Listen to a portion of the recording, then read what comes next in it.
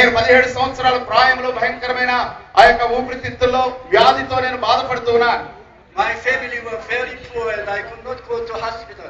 నా కుటుంబం చాలా పేదరికంలో ఉన్నందువల్ల హాస్పిటల్కి వెళ్లే పరిస్థితి కూడా లేదు.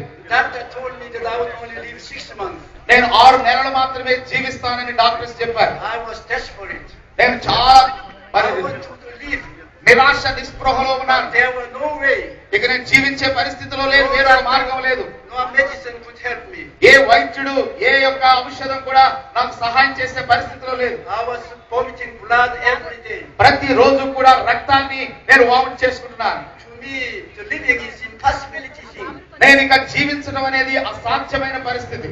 I had no hope to live. నాకు ఇక జీవించే ఆశ నిరీక్షణ లేదు. I was full of fear of death. నేను చాలా మరణమును గురించిన భయముతో నింపబడి ఉన్నాను. I was groaning and suffering every moment. ప్రతి ఉదయం కూడా భయంకరమైన శ్రమ నేను అనుభవిస్తున్నాను. Then one day something good happened to me. ఒక రోజు నాకు ఒక మంచి జరిగింది.